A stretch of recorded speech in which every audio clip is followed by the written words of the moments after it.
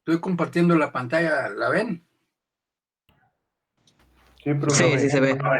Sí, profe, lo vemos. Sí, nos habíamos quedado allá por diagrama 2.14, profe. hasta el 2.14. Sí, acabamos la unidad 2, empieza ya la unidad 3. Sí. Vamos muy adelantados, profe, ya es viernes. Ya, entonces, rápido Ya. paréntesis.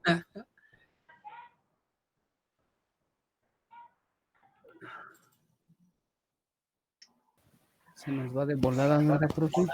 Se va rápido, sí.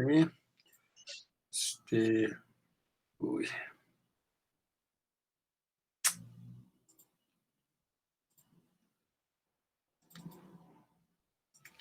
Vamos a ver sobre esto que están trabajando, ¿no?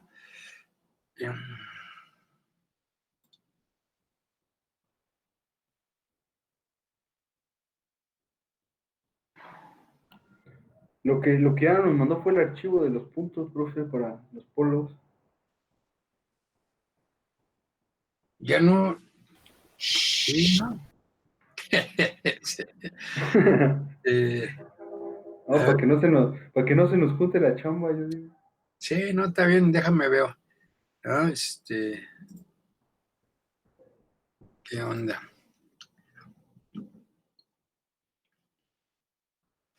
No se los envié, no se los subí. Vamos a ver, No, Vamos profe. al otro grupo nada más. yo creo, han de ser los preferidos, ¿no? O al contrario, eso no nos quiere dejar. Bien. Eh,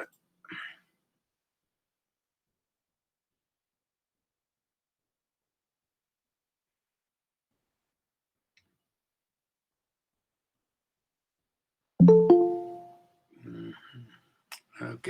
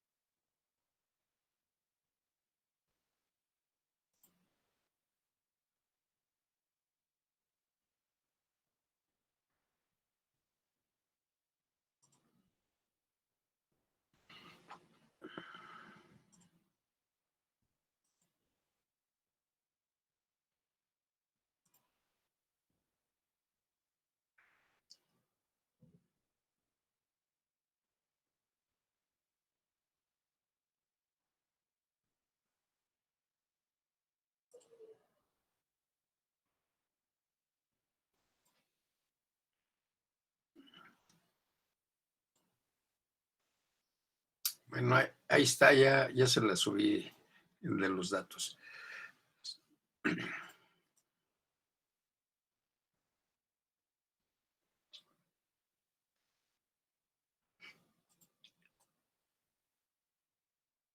Ahí están viendo mi pantalla.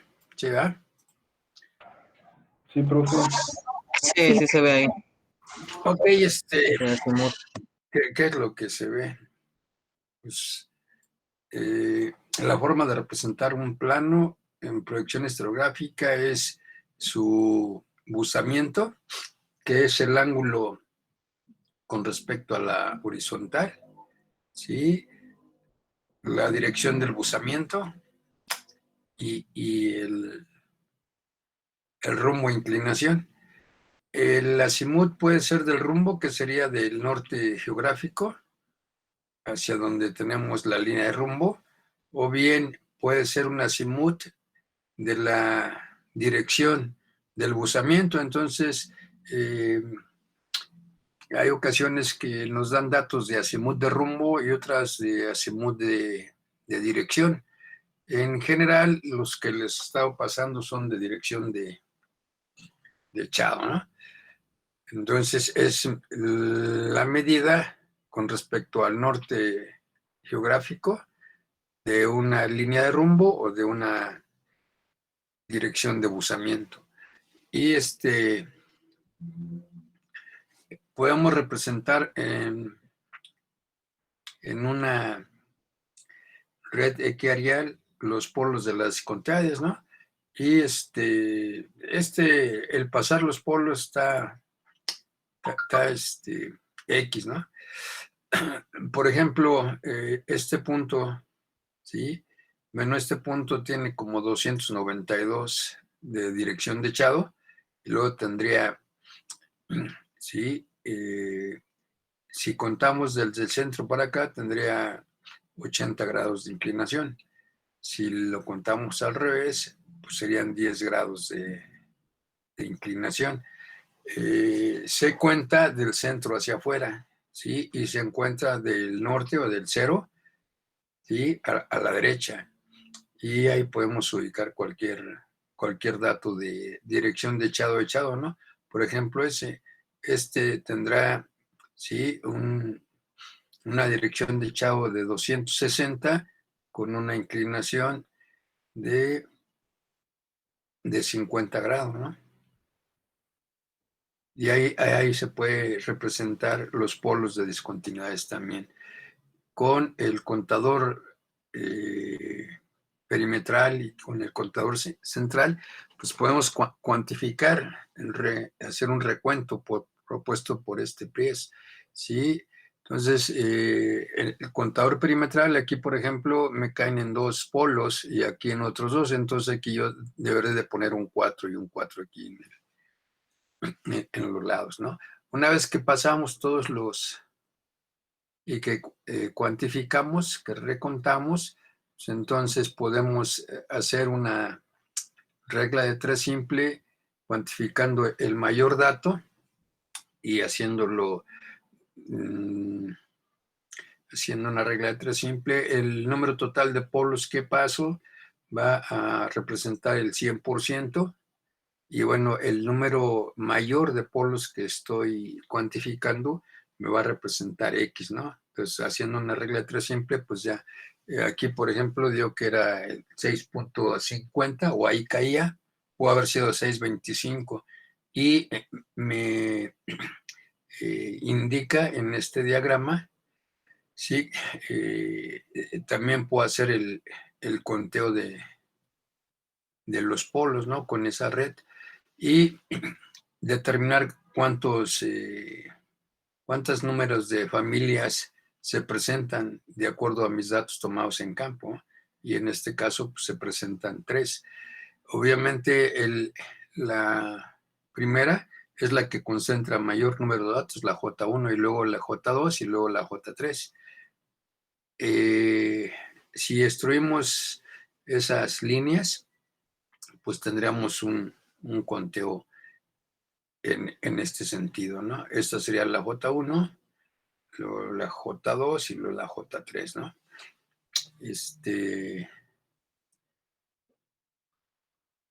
Resuelvo mediante la representación gráfica al meter los planos o familias principales. Si eran 3, ahí metería 3 para ver la Instalat, para ver si me forma cuñas, ¿no? También metemos el ángulo de fricción del material y analizamos, ¿no? Y vemos si en este sentido, pues hay 2 posibles planos de deslizamiento, ¿no? De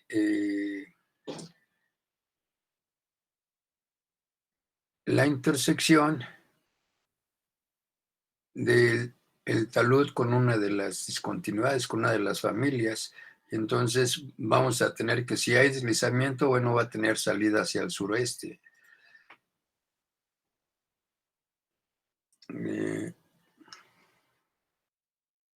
Para pasar en el estereograma como debemos de pasar, pero ya lo hicieron, ¿no? Entonces ya también estos datos ya los vimos.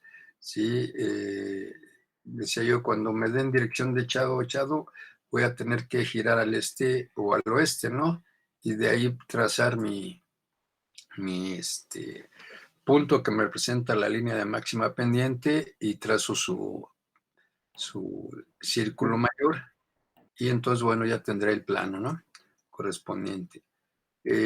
Hay ocasiones que lo puedo hacer de los dos y me va a dar el mismo resultado, ¿no? Por ejemplo, aquí el de la izquierda y el de la derecha, y aquí es trazar una línea. Una línea va a ser como un punto, un polo, ¿no? Con con esos datos 40, 50, ¿no? Entonces, fíjense, esta línea, ¿sí? Trazo hacia el este los 40, ¿no? Y giro al este, pero también puedo girar hacia el norte, ¿eh? Entonces lo puedo hacer en esas dos posiciones. Después marco la inclinación, 50, ¿sí? Y ahí tendré ese punto. Cuando giré hacia el norte y cuando giré hacia el este. Regreso a su posición inicial y bueno, pues me da el mismo sitio. Entonces, a veces puedo hacerlo de las dos formas, ¿no? Y no hay ninguna problemática. Entonces, tenemos que, pues, medir sobre el echado verdadero y no sobre un echado aparente. Y también,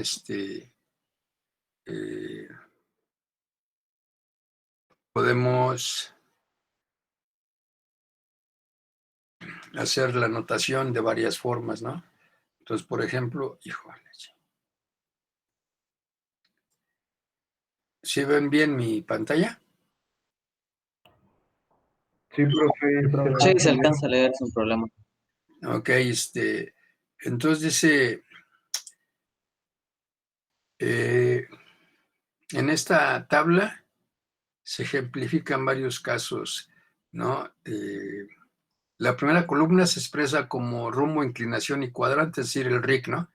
En la segunda, como pínula mayor a la derecha. En la tercera, en forma azimutal. Y aquí comenté yo que hay azimut del rumbo y azimut del echado. Entonces hay que ver cuál azimut es la que voy a transformar. ¿Y ahí cómo los vamos a diferenciar, profe? ¿O cómo? Pues, ahorita lo vemos. En la cuarta columna, la que dice IDMP, acá es la inclinación y la D dirección de la línea de máxima pendiente, ¿no? Es inclinación y dirección de la línea máxima pendiente. Y el último, sí, son las descripciones del instituto, de la Sociedad Internacional de Mecánica Rocas, ¿no? Entonces, las siglas serían International Society of Rock Mechanics. Y me quieren decir lo mismo exactamente, ¿no? Ok, ¿cómo voy a diferenciar del azimut de rumbo con respecto al azimut del echado, ¿no? Bueno, aquí pasamos un dato. ¿Qué rumbo tendrá esta figura? ¿Qué rumbo tiene? Es un noroeste, Noroeste. 30 grados más o menos. Aquí dice abajo, ¿no?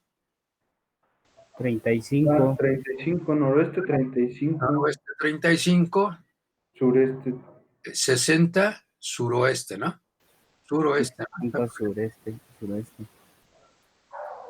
Ok, entonces el rumbo es Norú 35, suré 60 al suroeste. Exacto. Ahí sería que el RIC, ¿no? ¿Sí o sí? Sí, ese es el RIC. Ahora el que me preguntó, fíjate, si yo lo tomo de aquí a aquí, ¿qué estoy tomando? ¿El azimut del rumbo o del echado? Ese es el azimut. ¿De Es quién? el azimut del echado, ¿no? No, No, ese es el azimut del Mano rumbo. del rumbo. tomo de aquí sería el azimut del rumbo, entonces esto es el rumbo, ¿no? Y si lo tomo de aquí hasta aquí, bueno, pues sería el azimut del echado, ¿sí? Entonces no hay pierde, ¿no? Si lo mido con respecto al rumbo, profesor Alcaba, pero acá hay otro, bueno, lo tomo de aquí, de acá hasta acá, y de todos modos es el azimut del rumbo, ¿no? ¿Ok? Sí, Sí, pero siempre se toma del origen, ¿no, profe? Por ejemplo, cuando nosotros encontramos una familia y lo tenemos, no sé, de este lado, hay que trazar la perpendicular y tomar del origen hacia al inicio, ¿no? Porque luego se confunden ahí de que querer tomar un rumbo noroeste, cuando el polo está de este lado, pero el polo se le suma 90, entonces hay que tomarlo del otro lado. mira, tú estás hablando de polos, yo estaba hablando del azimut del rumbo y del echado, ¿no? Porque No me sé, decía, ¿cómo voy a no confundirlos? Pues si tienes este rumbo, ¿sí? Y ahorita vamos a ver, este sería el ¿qué? El RIC, ¿no? ¿Sí o no?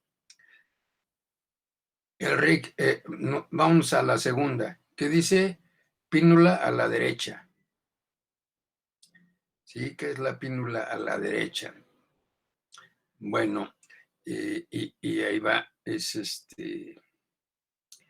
también llamado la regla de la mano derecha, ¿sí?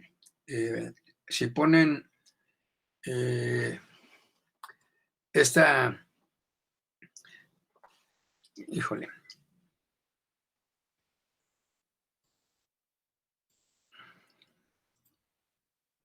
a ver si me deja escribir aquí, creo que sí, eso es, usa, se movió todo.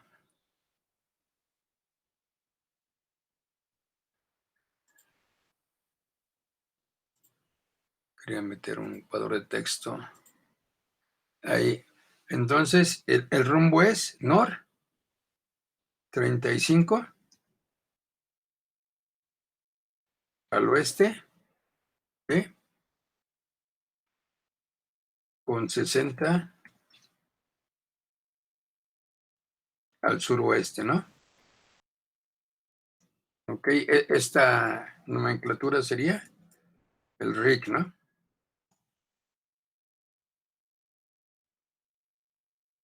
Ok, la pínula a la derecha, ¿sí? A ver, este dato, Norú 35, 60 suroeste, ¿no? Es el RIC. Pero también puede ser, como está aquí, norte, oeste 35, sureste, ¿no? Como lo tenemos aquí. Pínula a la derecha, me dicen que es, ¿sí? Sur, 35 grados al este, ¿eh? Con 60. Entonces, esta es la regla PN, pínula a la derecha, o la regla de la mano derecha. ¿Sí? Vean el esquema, cómo sacamos este dato. ¿Sí? Sureste 35, ¿verdad? ¿Sí? dato, sería sureste 35 si yo lo mido del sur al este, este rumbo. Sí. Ok, si yo pongo, sí, el otro noroeste 35, ¿sí? Si yo pongo mi dedo gordito con respecto al noroeste, veo que mis otros 4 dedos se inclinan o anotan o apuntan al noreste, ¿sí? Si ustedes ponen su dedo gordo en la dirección del rumbo, ¿sí? Si yo pongo la pínula a la derecha, ¿sí? Diciendo, va a ser nor 35 este con 60. Entonces quiere decir que se debe de estar inclinando al noreste. ¿Se inclina al noreste? No, profe. No, ¿verdad? Entonces, ahora si ponen el dedo gordo hacia abajo, ¿sí? Del sureste 35, sus 4 dedos apuntan al suroeste, ¿sí o no? ¿Sí? Entonces, Sí se puede hacer. esa es la regla de la mano derecha o pínula a la derecha, ¿no?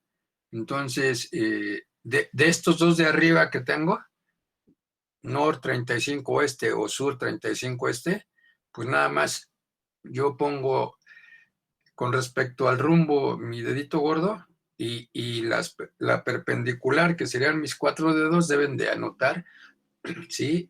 A donde está el primer dato, ¿no? ¿Ok? Eh, ponen 60. ¿Por qué no ponen una dirección? ¿O por qué no se pone una dirección? Porque obviamente, sí, con ese dato de la regla de la mano derecha, yo sé que si pongo sureste de 35 con 60, la inclinación es hacia el suroeste. ¿Ok?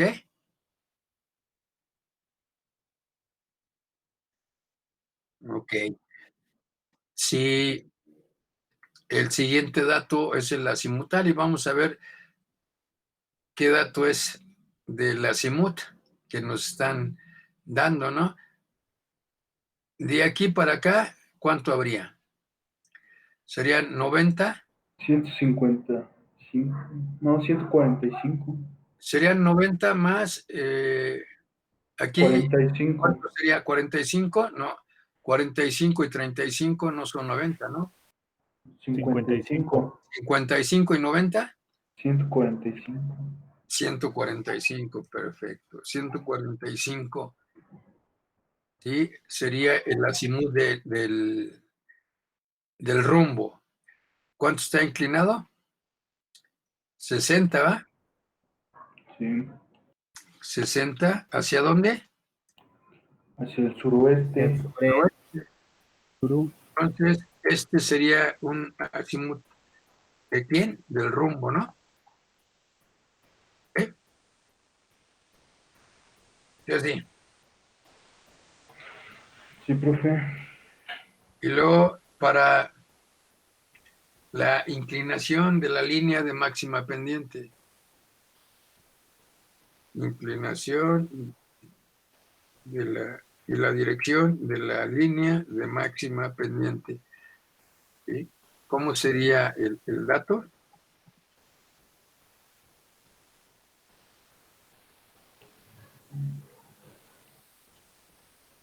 ¿Sí?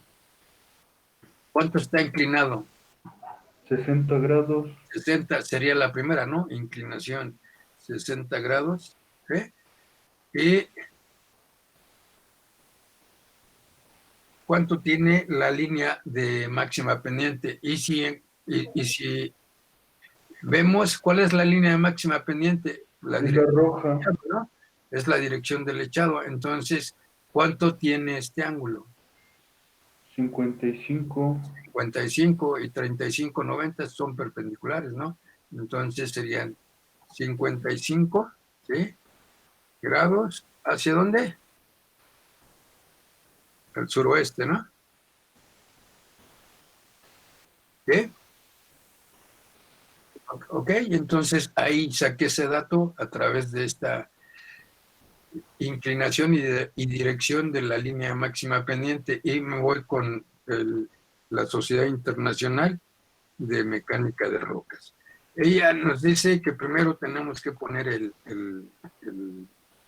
echado, el bit. Entonces, ¿cuánto tiene de echado o de inclinación? 60. 60. Y luego, sí, le voy a poner una diagonal. ¿Cuánto tiene la dirección del echado? Ahora sí, sí, 90, 180. ¿Y cuánto tiene este ángulo? 55, ¿no? 55. 180 más 55. 235. Entonces sería la dirección del echado, ¿no? 60, 235. Y esos son los valores que tenemos en esta fila, ¿no?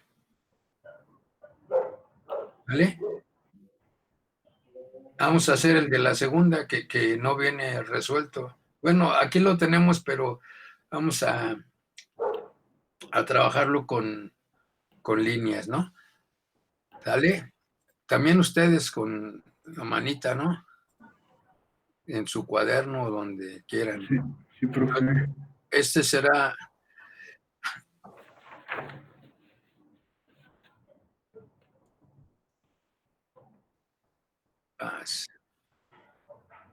Eso es. Entonces, vamos a suponer que son mis norte, sur, este, oeste, ¿no? Y voy a, ¿sí? Norte 40, suroeste.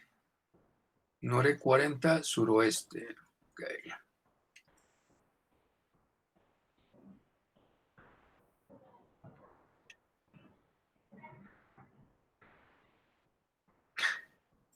Uy, sale. Bien.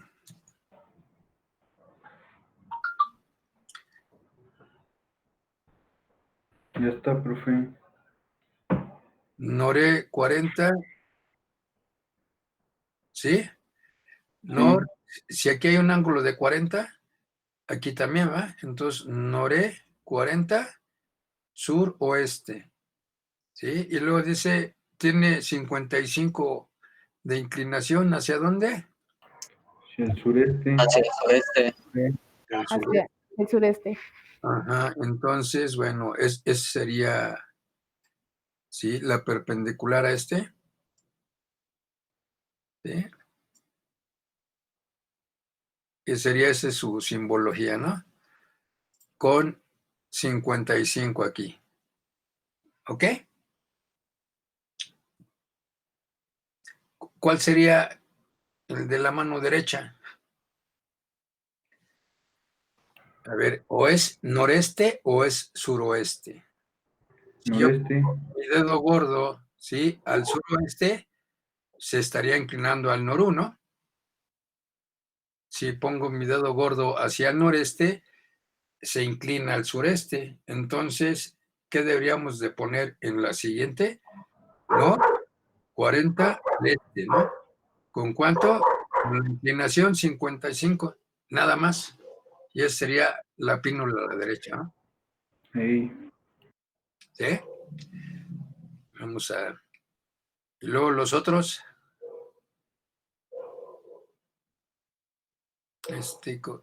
Nor 40 este.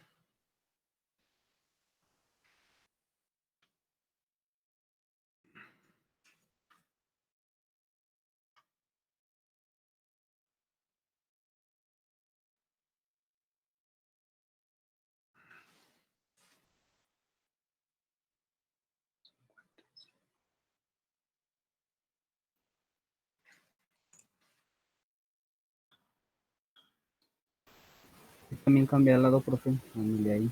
¿Dónde? Sí, ahí también cambiaba. ¿En dónde cambiaba? Sí, ahí Y que era aquí sur. es entonces norte 40 al este, ¿no? Son 55. Ok, y luego la azimut, acuérdense, es el azimut del rumbo, ¿no? Entonces, ¿aquí cuánto tiene el rumbo. 40, 40, entonces sería 40. Y luego, ¿cuánto está inclinado? 55 al suré, ¿no? 55 al suré. Ese sería su azimut, ¿no? ¿Ok? Sí. Y luego la línea de máxima pendiente. Aquí metemos la inclinación, ¿no? ¿Cuánto está inclinado? 55. Luego, ¿sí? ¿Es así o es así? ¿El de abajo? Si aquí hay 40, aquí va a haber 50. Si aquí hay 50, aquí va a haber 40. Si aquí hay 40, aquí va a haber 50, ¿no? Entonces, ¿sería cuánto? De aquí para acá, ¿no? 50. 40, 50, 40, 50. Entonces serían 50. ¿Sí? Oye, Otra vez ese, profe, ¿por qué? espérame. Porque ya, este era 55, ¿no? Ahí está. Primero la inclinación y luego la dirección, que es esta, ¿no? Y o lo mido así o lo mido así, pero siempre voy a medir del norte o del sur, entonces tengo que medir este ángulo que forma la línea norte-sur con respecto a la dirección del echado. Si aquí tenía 40 grados, aquí voy a tener 50, ¿no? Dado que estos son perpendiculares. Si aquí tengo 50, entonces de aquí para acá voy a tener 40. Si aquí es una perpendicular, entonces este ángulo sí vale 50, ¿no? ¿Sí o no? Entonces, bueno, sería 50 hacia el sureste, ¿no?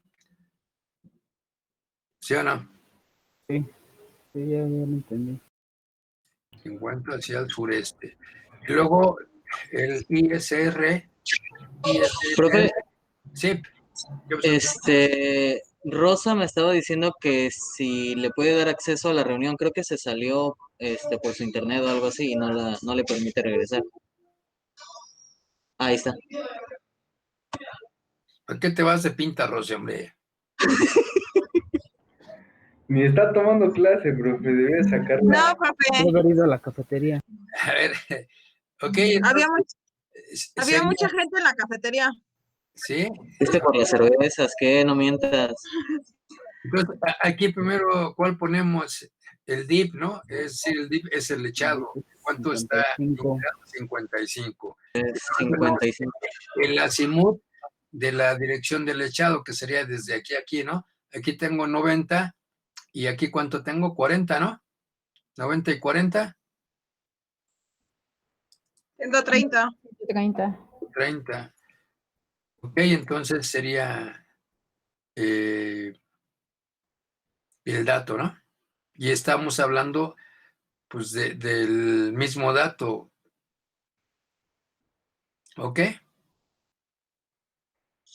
¿Sí o no? Pero en el examen usted nos diría de Sí, qué sí, está sí. hablando, ¿no? No, yo no. Ah, no me diga eso. Este, No, no, pues, pero con la misma simbología nos damos cuenta de que... claro. A ver, si te pongo norte, 30, este, 50, noroeste, pues te estoy Del primero, del DIP. dando un rig, ¿no? Si te pongo 70 sobre 290, pues te estoy dando el último, ¿no? Sí, ¿Sí? Según el dato que te dé, bueno, pues va a ser la respuesta, ¿no? ¿Ok? Hay otros elementos, ¿sí? Con respecto a esta, ¿no? El azimut o la dirección del echado, ¿sí? Hay que poner 3 dígitos, siempre, ¿ok? Porque va de 000 a 360. Entonces, 180 ya están los 3, pero de 0 a 90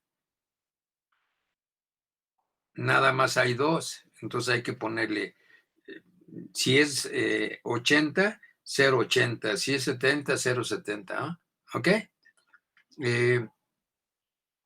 El echado siempre va a ir con 2 dígitos y el echado no va a ir representado propiamente en este diagrama.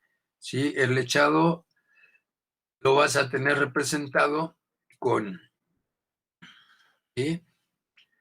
Con el número, o sea, los números te indican el ángulo, ¿no? La inclinación. Nada más. Esta te indica la dirección del rumbo y la dirección del echado. ¿Sí? La línea más larga en un símbolo te indica el rumbo y la línea más corta te indica la dirección del echado. Y aquí si ponemos un número, 50, 40, ¿era qué? 55. Bueno, pues esa será la inclinación. ¿Ok? ¿Sale? Y luego hay otras 2 anotaciones, ¿sí? El echado aparente, que va a ser un ángulo cualquiera que no sea el de máxima pendiente. ¿Cuál es el de máxima pendiente? El echado verdadero, ¿no? Y se forma este echado aparente entre el plano estructural analizado y un plano horizontal en una dirección diferente a 90 grados con relación al rumbo del plano. Un plano inclinado tiene n echados aparentes en diferentes n direcciones, pero solamente tiene uno que es perpendicular, es decir, que está a 90 grados, ¿no? Y ese siempre me va a dar la línea de máxima pendiente. Cuando yo lo proyecte, en general me da un polo o un punto, ¿sí? La actitud que tienen las líneas como estrías en pliegues, líneas de charnela o lineaciones en los minerales, la podemos caracterizar y orientar por su dirección de inclinación, su buzimiento, así como por su dirección llamado cabeceo. El buzamiento, fíjense, buzamiento o plunge, ahí tiene el símbolo cual. ¿Sí lo ven o no? ¿Qué símbolo es? ¿Y es tétano? Teta, ¿no? Entonces el plunge aquí en este espacio se maneja como teta. Entonces el plunge de una línea, ¿sí? No es de un plano. Cualquiera es el ángulo que se forma entre esa línea y un plano horizontal, de acuerdo a la figura. La dirección de buzamiento de esa línea es un ángulo horizontal que se forma entre la proyección a un plano horizontal de esa línea y el norte o sur geográficos. Tenemos la línea, ¿sí?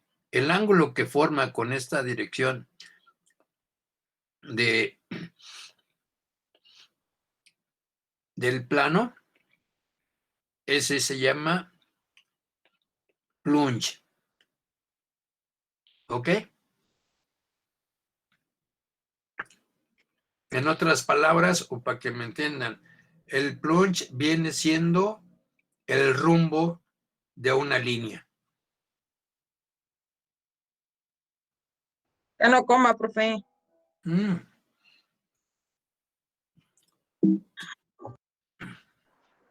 Es la envidia hablando. Llegas tarde y todo a echar relajo, ¿no? Ya te hubiera sacado, ¿eh?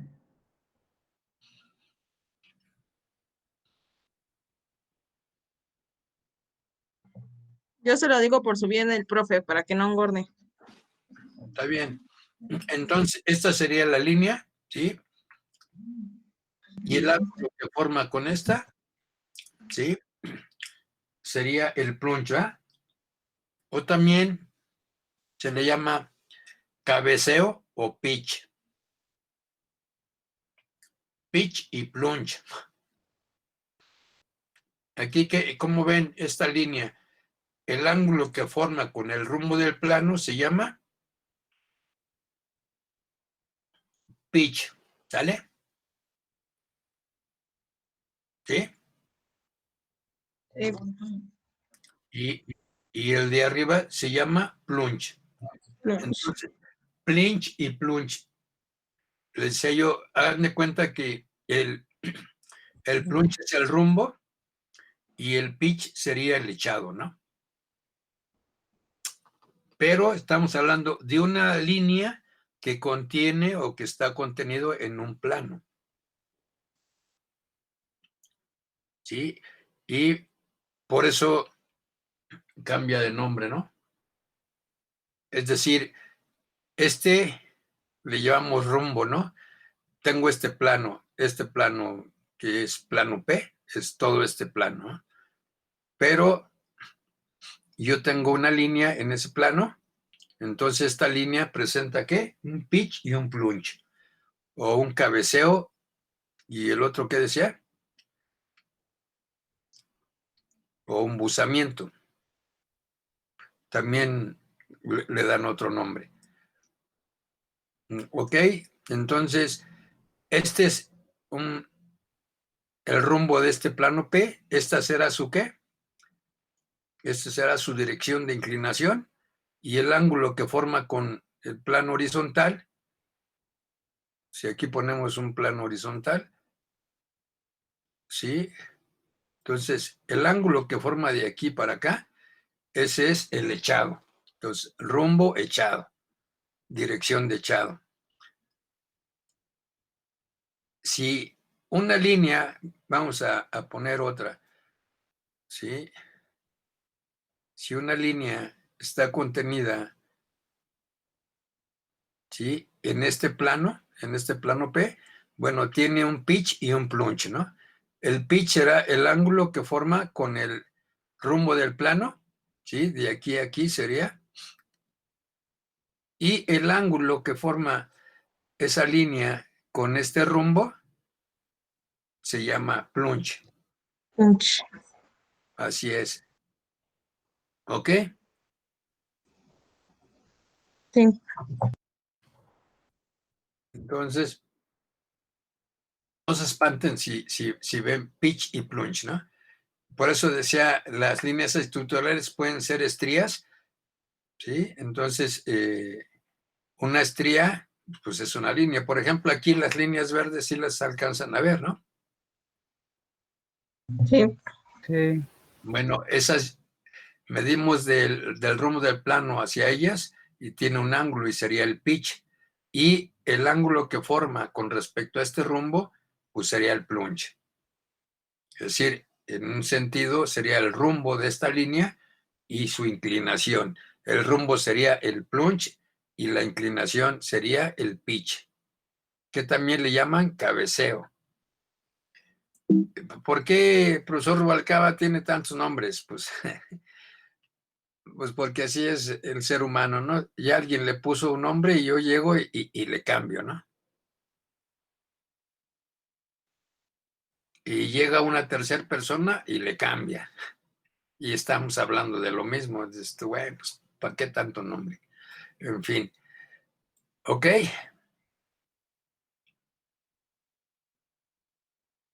¿Este qué? ¿Este qué de qué? Pues estos son creo que de los datos que estuvimos manejando hace ratito, ¿no? Este es noreste 40, ¿sí, no? 130, aquí el 50, regla de la mano derecha, y luego el azimut de la dirección del echado, ¿no? Estos son, ¿no? Y vean que con un símbolo yo represento de diversas maneras: dirección de echado, echado, echado, dirección de echado, línea de máxima pendiente, pínula a la derecha o rumbo o inclinación cuadrante, ¿no? En fin, cuando yo lo paso y me sé todas esas formas de pasar mis características de mi plano, pues me tiene que dar el mismo, ¿no? No me tiene por qué cambiar.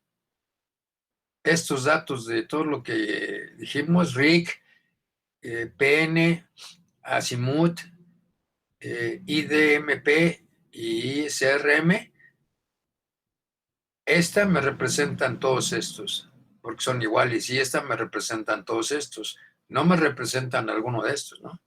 Son diferentes, ¿ok? ¿Sale?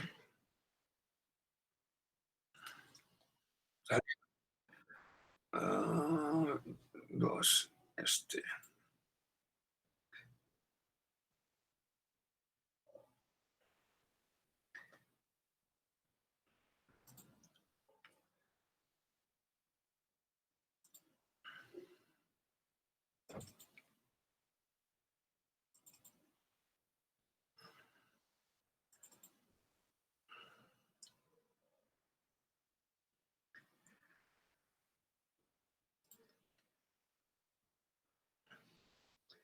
Bueno.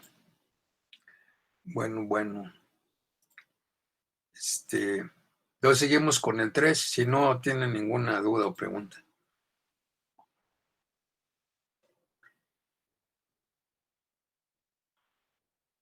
Bueno, se llama Descripción y Clasificación de Suelos y Rocas, la unidad 3. Se supone que ya llevaron como 3 materias de suelos y 1 de rocas, ¿no? Y entonces podemos irnos un poco más rápido. ¿Sí están viendo mi pantalla? Sí, profe. Ok, entonces Sí, se ve todo. vamos a... Gracias a todos los que contestan, ¿no? Vamos a tener que...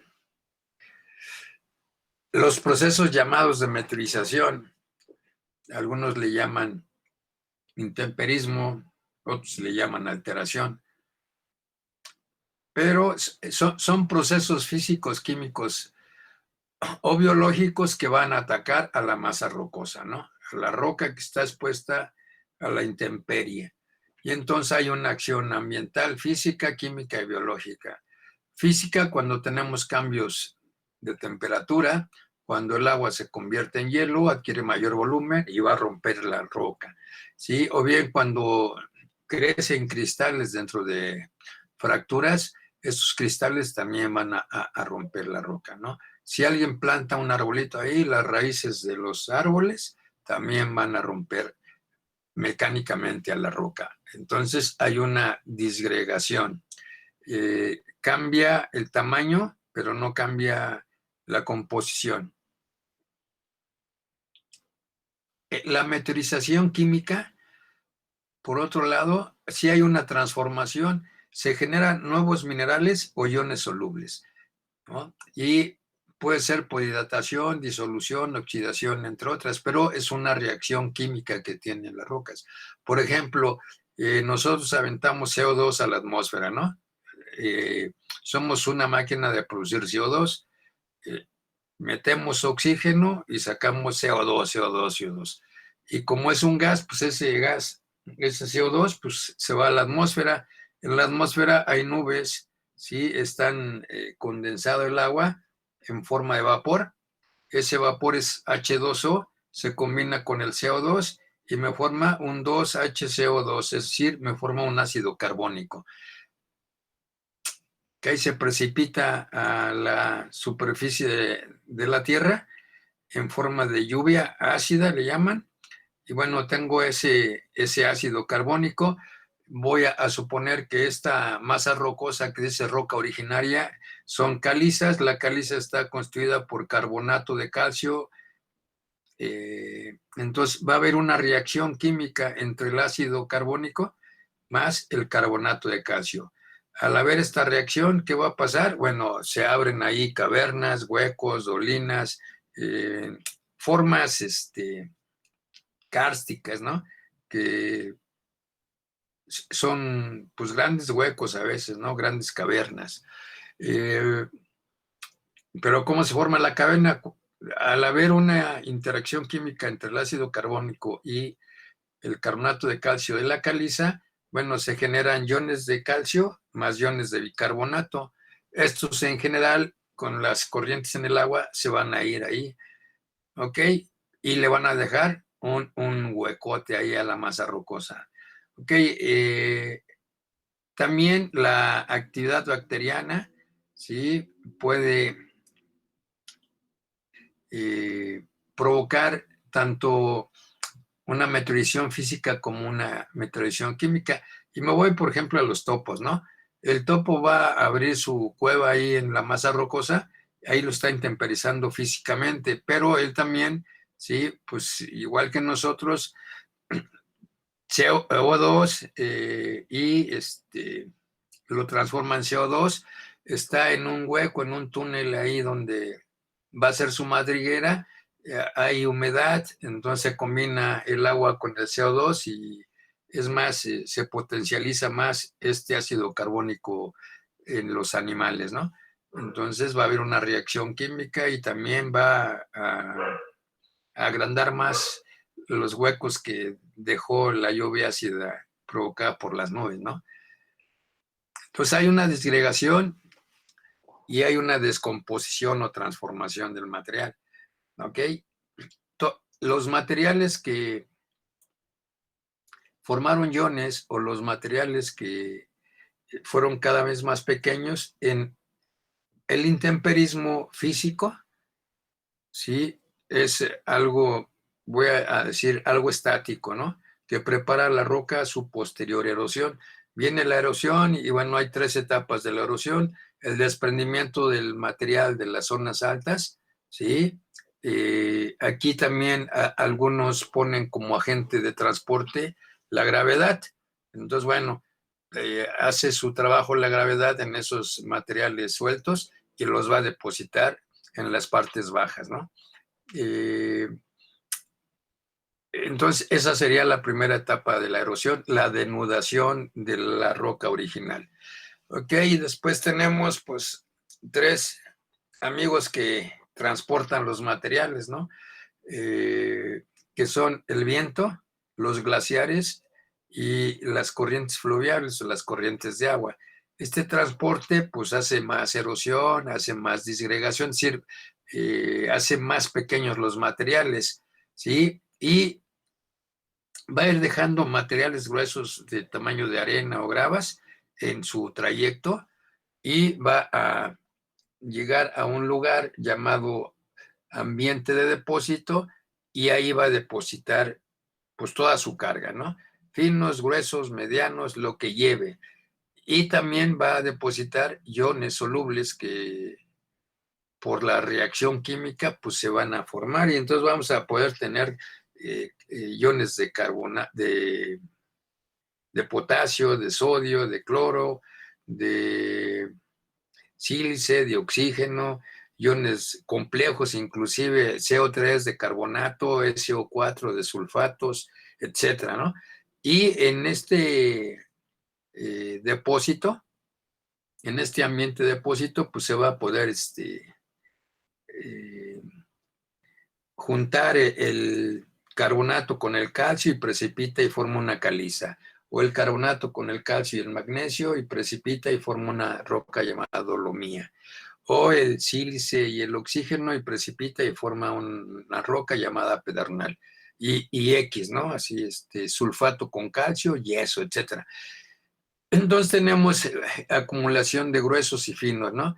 El ambiente de depósito de los suelos son en 3 lugares, ¿no? Su ambiente. El ambiente continental, que donde lo deposita, por ejemplo, la gravedad, si ahí no se mueve el material, pues entonces me forma un suelo residual, un suelo in situ. No va a estar redondeado el material, no se va a mover de ahí porque no hay quien lo transporte. Mientras que si se transporta ese material anguloso, ese suelo in situ, sí, pues ya se transforma en un suelo transportado, cuyas características son en general su esfericidad, es decir, tender a ser una esfera, y su redondez, ¿no? Puede tener alta redondez, pero una esfericidad baja, y entonces el elemento será más o menos, o tendrá la forma de una elipse, pero bien redondita, ¿no? Pero si hay esfericidad alta y redondez alta, entonces tendré una esfera constituyendo el material. Y eso me habla de que sufrió mucho transporte, sobre todo si el material es un material como el cuarzo, que es muy duro. Entonces, para redondearlo, pues bueno, tuvo que pasar muchos kilómetros, ¿no? en su camino. Entonces decía yo que hay ambientes continentales. De los ambientes continentales tenemos los de los glaciares, los de los depósitos fluviales, lo de las zonas kársticas, lo de las planicies abisales, lo de un lago, una laguna, y luego tenemos los transicionales que son parte continental, parte marino. Entonces, los deltas, las plataformas continentales, el margen continental, todos estos son ambientes de depósito donde van a ir esos materiales disgregados y transformados. Ya cuando entran al ambiente marino, pues entonces tendremos el talud continental, tendremos la elevación continental y la llanura abisal, y también tendremos ahí originados por corrientes de turbidez, unos conos de eyección, ¿no? Entonces, 3 ambientes donde los agentes depositan sus materiales, ¿no? Continental, transicional y marino, ¿no? Ok, una vez que ya fueron depositados en alguno de estos ambientes, ¿sí? Pues bueno, actúan factores, ¿sí? Diagenéticos que van a transformar el sedimento fino o grueso en roca. ¿En roca qué? Roca sedimentaria. Si tenía muchas gravas, pues entonces formará un conglomerado o una brecha. Depende si la grava está redondeada o angulosa. Si es de menor tamaño, de las arenas, pues entonces formará una arenisca. Si es de menor tamaño de los limos, se formará una limolita. Si es de menor tamaño, pues se formará una lutita, ¿no? Estas rocas, como tienen partículas de rocas preexistentes, se dice o se llaman o se clasifican como rocas clásticas. Pero también ahí puede haber unión de química y, por ejemplo, podemos tener yeso, anhidrita y sal. O unión química y podemos tener calizas, dolomías o pedernal. Entonces, los ambientes sedimentarios depende mucho de el agente, depende de la velocidad de asentamiento, depende de la acumulación, de la presión a la que se ven sujetos, de factores inclusive como la compactación derivado de la presión litostática o de la presión dirigida, y también de elementos, ¿sí?, que lleguen a formar un cementante que aglutine a todas estas gravas, arenas, limos y arcillas, y me va a formar una roca bien química, bien clástica. Si nos vamos al mar, bueno, en el mar hay muchos organismos. Cuando se mueren los organismos, se pueden quedar impresiones de ellos en los sedimentos que al transformarse en roca, pues después los vamos a ver, ¿no? Y van a formarse cocrinas y cretas, que son también como si fueran rocas terrígenas con características clásticas, ¿no? Aquí el rollo es que son huesos, dientes, conchas, los que van a formar este tipo de rocas. ¿Ok? Sí, una vez que pasó el proceso de litificación por compactación o por cementación o por generación de matriz o por combinación de los 3, el sedimento se transforma en roca sedimentaria. Una vez que tengo roca sedimentaria, puede pasar 2 cosas: que la roca sedimentaria sea llevada a profundidad por el movimiento de las placas tectónicas, o bien pueda ser elevada por epeirogénesis. Entonces, si es elevada por epeirogénesis, vamos a tener otra vez que ahora la roca originaria ya está aquí elevada sobre la corteza y empieza otra vez el ciclo, ¿no? De la meteorización, la erosión, el depósito, la transformación. Si ese material o esa roca se ve introducida hacia dentro de la corteza a niveles del manto, pues se va a transformar en una roca metamórfica. esa roca metamórfica, si se lleva a más profundidad, donde la presión es mayor, la temperatura también, llega a un momento más o menos a 10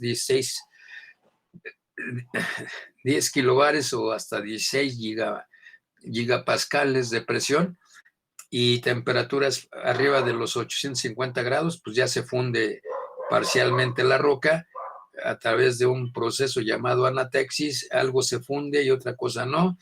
Entonces, lo que se funde a cierta profundidad se vuelve líquido y el líquido es menos denso que la roca del manto y entonces sale a superficie y tenemos ya rocas ígneas, ¿no? ¿Ok?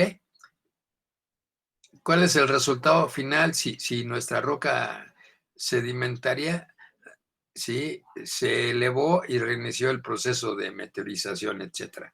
¿Sí? Bueno, el resultado final es que caemos en el campo gravitatorio y nos va a formar un sistema particulado, es decir, un sistema de partículas de diverso origen, con diversa granulometría, de gruesos que van a tener centímetros a finos que van a ser partículas del tamaño de las micas, ¿no? Tamaños muy, muy grandes, ¿sí? Imagínense un fragmento de 5 metros, ¿no? Y sí llega a ver, ¿no? Uno tiene de 1,80 más o menos el tamaño, pues no, no alcanzaríamos a ver todas sus características, ¿no? Estamos mal hechos. O bien un fragmento que tenga menos de 1 milímetro, es decir, 1 micra, 2 micras, 3 micras, pues no, ni con lentes, ¿no? A veces ni con una lupa no alcanzamos a ver sus características. A veces lo que alcanzamos a ver es la coloración que tiene el material, ¿no?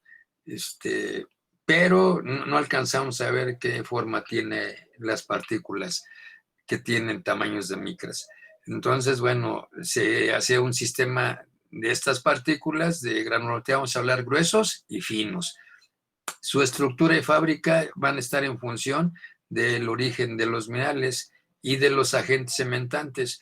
Básicamente hay varios cementantes, ¿no? Pero básicamente el principal cementante es el carbonato de calcio, es la calcita, y el segundo es el cuarzo, el dióxido de silicio, cuando estos se unen ahí en el agua y precipitan.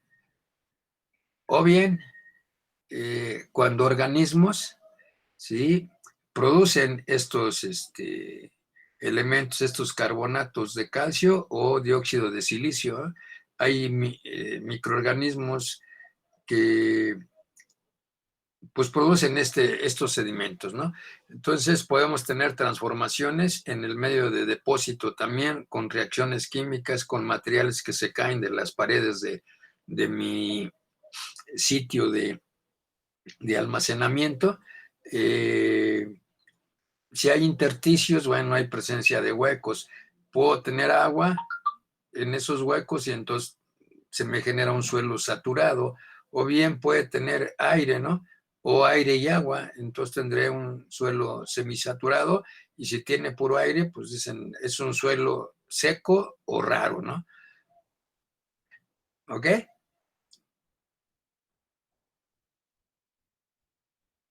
Sí, El medio puede ser, entonces, fíjense, aire, agua y sólidos, pues es trifásico, ¿no?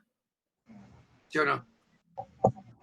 Si sí. tengo agua y sólido, es bifásico. Entonces, el medio puede ser bi o trifásico. Entonces, tenemos, salvo que tengamos partículas orgánicas, partículas indeformables. Tenemos que el fluido entre los huecos de los sedimentos, ¿sí? Pues es incompresible si tenemos el agua ahí en ese. Y la deformación que se da en estos sedimentos es por giros y deslizamientos relativos a la expulsión de agua en los espacios de las partículas, ¿no? Entonces, no es rompimiento, sino es porque se orientan por los esfuerzos a los cuales son sometidos cuando ya no tienen agua, Entonces, se orientan con esfuerzos normales y tangenciales y se ordenan ahí. Entonces, cuando se ordenan, pues resulta que mi material, mi suelo, pues se va a ver reducido en volumen, ¿no? Okay, los suelos tienen su origen en los macizos rocosos, que es el material original, ¿no? Preexistentes que constituyen la roca original, la roca padre, la roca madre, el protolito, si fuera roca metamórfica, sometido a la acción disgregadora del intemperismo y de la erosión en sus tres fases. Física, debido a cambios térmicos, a la acción del agua, a la congelación y a la alternancia de periodos de humedad y sequedad, factores que tienden a romper la roca y a dividirla en fragmentos de tamaños cada vez más pequeños. A la química originada por fenómenos de hidratación, o sea, si se hidrata el yeso, pues se forma anhidrita, ¿no? Disolución de sales para formar sulfatos, oxidación de minerales que contengan hierro, cementación de carbonatos. Esta acción tiende a disgregar o a cementar las partículas, la acción química, ¿no?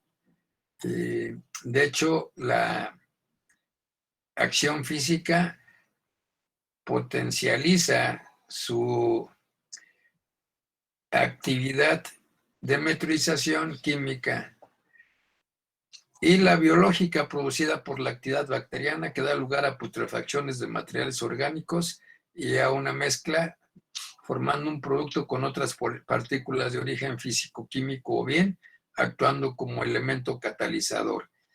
Cuando el suelo permanece en el sitio se le conoce como suelo residual, algunos hasta le llaman regolita residual, ¿no? En caso contrario se habla de regolita transportada o suelo transportado. Y ya dije cómo podemos analizar, ¿no? Si estás anguloso, pues no has viajado nada. Si estás redondeado, pues has viajado, ¿no? Te han transportado. ¿Ok? ¿Qué características tienen los suelos? Todo esto que acabamos de platicar da lugar a fenómenos de alteración, disgregación y transformación de la roca, y entonces empieza a crear un perfil de intemperismo o de meteorización, en el cual la roca madre ocupa la parte más baja y el suelo la más alta. ¿Por qué es así? Bueno, más o menos explico por qué tenemos la roca mamá en la parte de abajo, en un suelo in situ, ¿no? En un suelo transportado para nada, pero en un suelo que está ahí, bueno, se perfila de acuerdo a los procesos que tiene en la roca original. Entonces teníamos la roca allá bien contenta y llegaron, quienes llegaron a los líquenes. Estos líquenes son organismos que requieren de poca comida para sobrevivir, entonces los elementos minerales los agarraban de la roca y entonces empezaban a comer roca y a defecar sedimentos. Algunos líquenes traían a otros, los invitaban y entonces se empezaban a llenar de organismos la masa rocosa. Y entonces uno era como arquitecto, el otro era como ingeniero, uno le gustaba perforar, el otro nada más comer, etcétera. Y también se morían los líquenes, se mezclaban con el polvo de la atmósfera y entonces se formaba una delgadísima capa de suelo, delgaditita, ¿sí? Ok, esta capa delgadita de suelo, sí, formaba una especie de plataforma para que esporas cayeran ahí y entonces se empezara a desarrollar vegetación, ¿no? Y empezaron a crecer árboles, empiezan los árboles a intempesar mecánicamente la roca, se meten en sus fracturas, la rompen, se mete agua, si el ciclo es en la noche te congelas y en el día te descongelas, bueno, pues va a fracturar y va a ir formando, ¿sí?, varios horizontes de terreno, de suelo, ¿eh? Digamos que el primero pues va a estar asociado a la materia orgánica de las raíces de las hierbas, de los árboles, etcétera, que se empezaban a depositar junto con muy poca sustancia mineral. Esta capa de suelo pues le daba una coloración o le da una coloración negra al suelo que se está formando y se le llama o suelo o capa orgánica, ¿no? Casi no tenemos sustancia mineral ahí. ¿Por qué? Pura materia orgánica ya en descomposición. Al haber descomposición, no genera terremotos, no genera fallas, pero sí genera, sí, que se incremente la temperatura y entonces la temperatura ayuda a que se den reacciones químicas entre los constituyentes de la roca y se altera. Y al alterarse y al fracturarse, el agua se mete sobre sus fracturas, sobre sus lados que están alterados y producen meteorización química. De los materiales que tenía la roca mamá, el agua se lleva dos elementos principales, ¿no? El fierro y el aluminio. Y el sílice también se lo lleva más abajo.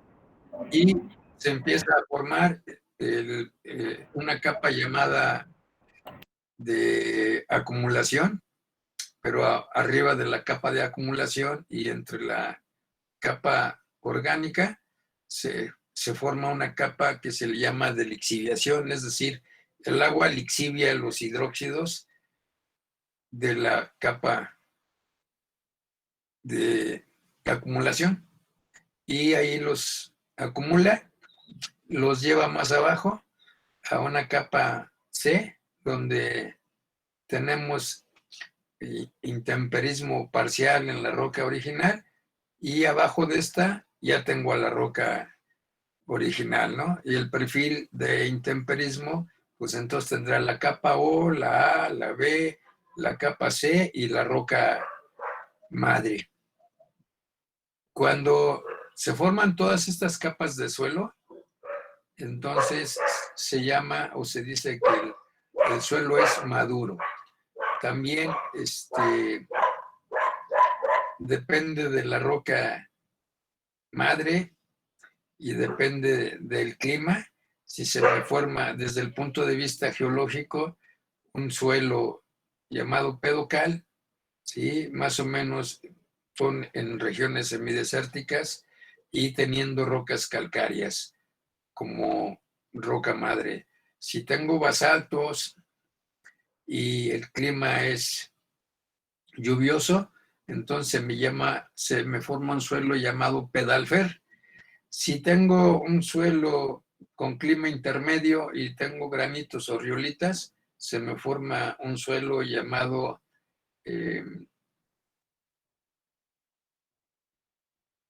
laterita. Son suelos con alto contenido en alúmina. Si son demasiado ricos en alúmina, entonces el suelo pasa a llamarse bauxita y es de donde se explota el aluminio que utilizamos en todo el mundo. Nosotros tenemos, México tiene lateritas, pero no tiene bauxitas. ¿Ok?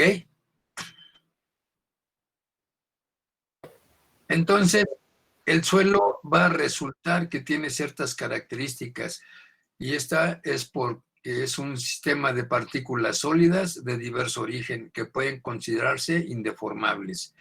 Tener granulometría de gruesos centímetros a finos micras.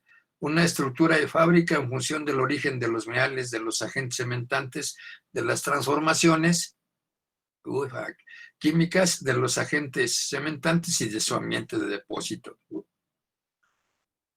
La presencia importante de huecos o poros con agua me dan un suelo saturado, con aire y agua me dan un suelo semisaturado, y si solo tiene aire me da un suelo seco, ¿no? El fluido intersticial se considera incompresible y las deformaciones del conjunto se producen por giros y deslizamientos relativos de las partículas y por expulsión de agua. Solo en raras ocasiones se debe a roturas de los constituyentes, de los granos. Aquí tenemos de varios autores diversos perfiles, ¿no? Véase que en todos la mamá está acá abajo, ¿no? Es la roca sana, roca inalterada, la roca original, y luego tenemos una zona parcialmente alterada, ¿sí?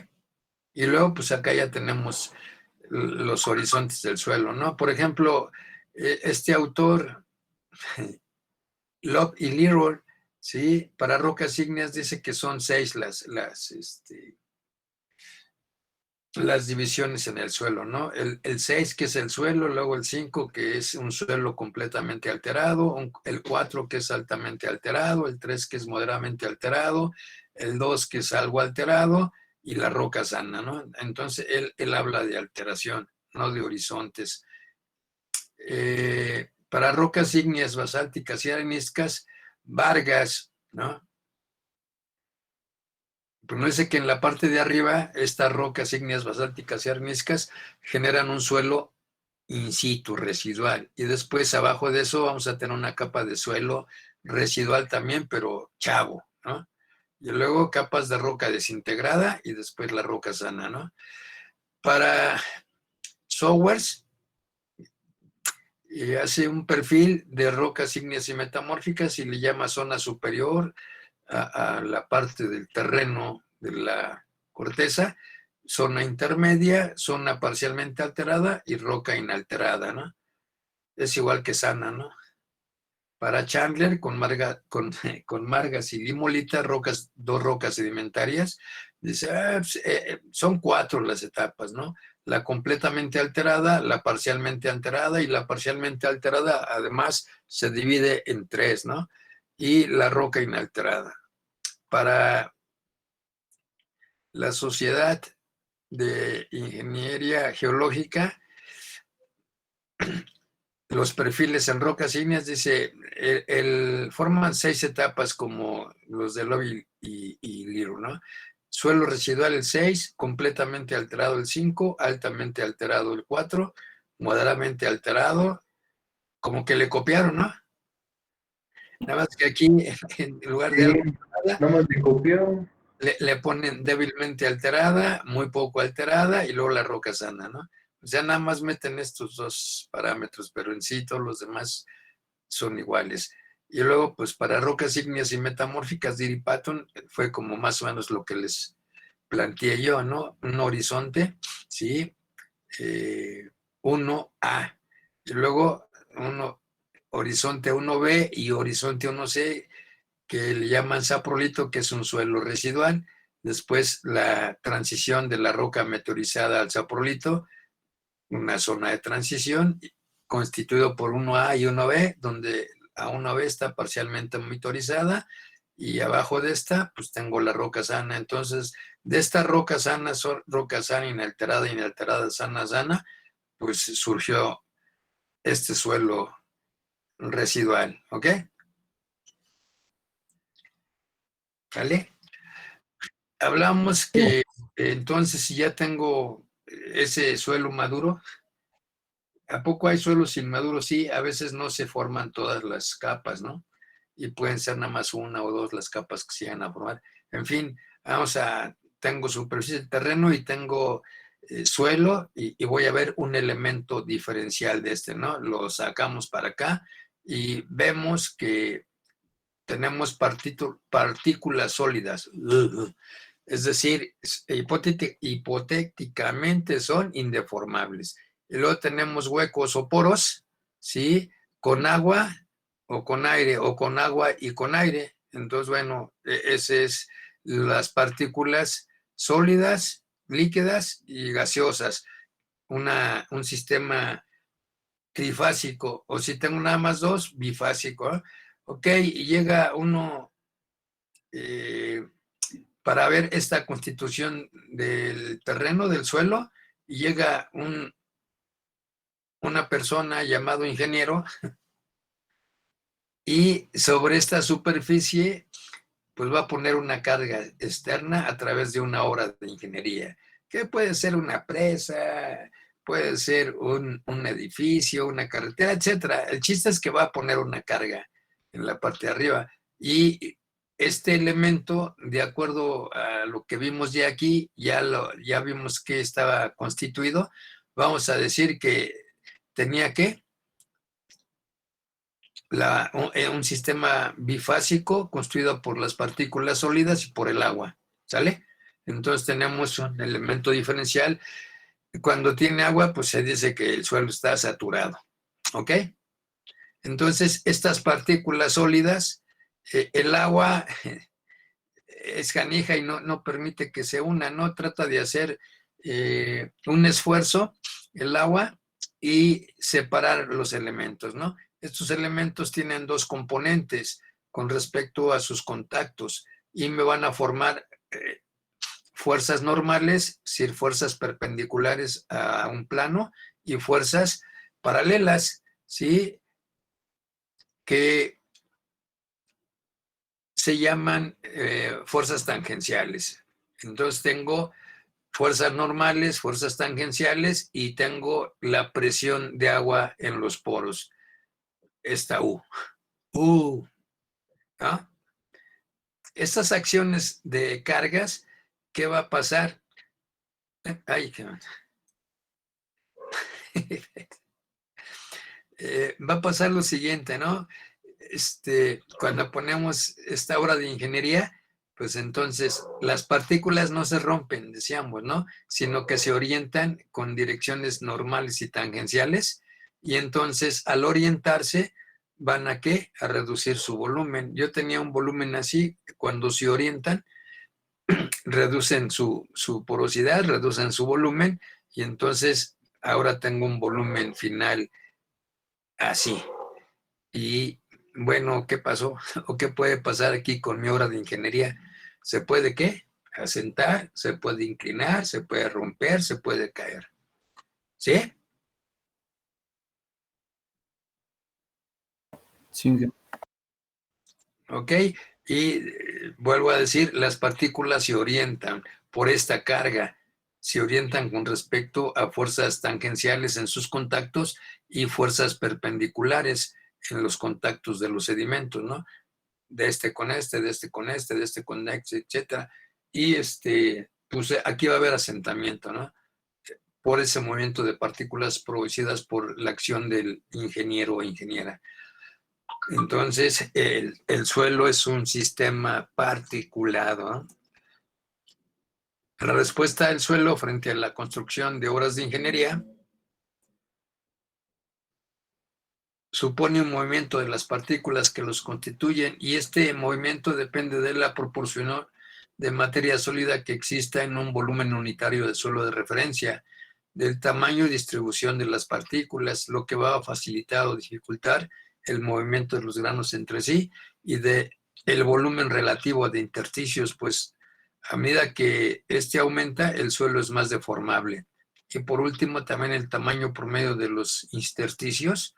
Aquí la composición química del suelo depende de la composición de la roca madre y de las transformaciones ocasionadas por los agentes ambientales, ¿no?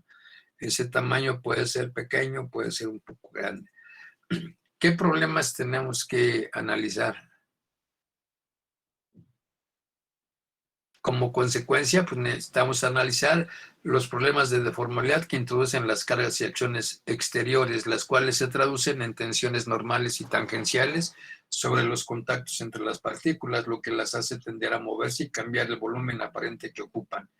Esta deformidad puede llegar a una situación extrema de rotura en que el cambio de volumen aparente aumenta en forma extraordinaria al cambiar muy poco las cargas externas, quedando la resistencia definida por una gran deformabilidad y no por rotura de las partículas.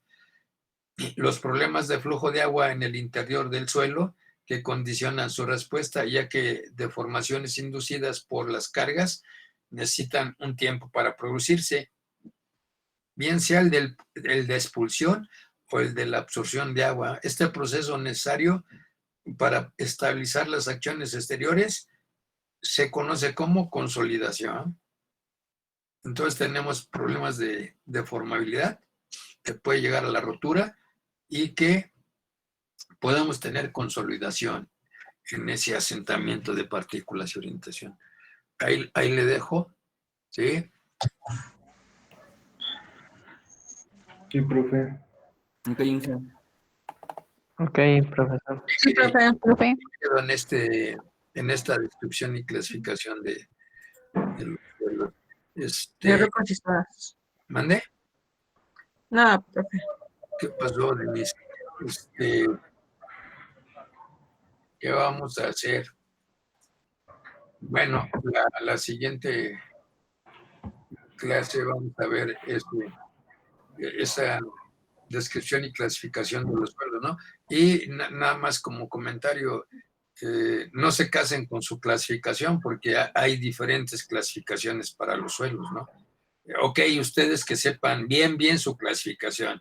No, la ingeniería civil clasifica los suelos en gravas, en arenas, bien o mal graduadas, en limos, y los limos, igual que las arcillas y los suelos orgánicos, pueden ser de alta plasticidad, de baja plasticidad, y así clasificamos, ¿no? Pero también les decía, desde el punto de vista de geología, el suelo se llama pedocal. Si tengo caliza, si tengo un clima o se tuvo un clima semiárido, y va a formar una costra de carbonato de calcio que se conoce como caliche. Entonces, el encontrar yo este caliche en una zona ahora lluviosa, pues me indica que en un tiempo ahí no llovía nada y que tenemos en el suelo rocas calcáreas, ¿no? Si tengo un suelo llamado pedocal, entonces de eso trata. Si tengo un pedalfer, entonces bien lluvioso y rocas básicas en la parte de abajo. Y si tengo una laterita, rocas ígneas ácidas, ¿sí? En la parte conformando la roca original. Pero también hay otra clasificación de los agrónomos, ¿no? Le llaman cantosal, pedosal, alosal. Casi todo es con sal o sol, su terminación de suelos. Y ellos los clasifican no como ustedes, como ingenieros civiles, que los clasifican nada más por tamaño. Esa es su clasificación, por tamaño. No es por origen, no es por composición, no es porque haya sido maltratado, no. Nada, pasa la malla X y se llama tal, ¿no? Los otros son por elementos químicos que tienen y que son obtenidos también de pruebas de suelos, ¿sí? Y que ellos pueden decir, pues este suelo, como es rico en fierro, magnesio, pues aquí es conveniente sembrar marihuana, ¿no? Va a salir buena, ¿no? O no, este es rico en calcio, en potasio, en sodio, entonces en lugar de marihuana vamos a sembrar amapola, porque aquí se va a dar bien preciosa la amapola, ¿no? O el maíz o el frijol, etcétera, ¿no? Y también pues hay esta clasificación, ¿no?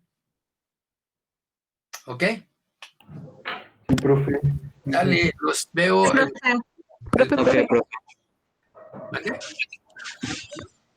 Si no tienen ninguna pregunta, comentario, Yo sigo de la tarea. a ver, María Luisa. Vamos a llegar hasta las familias.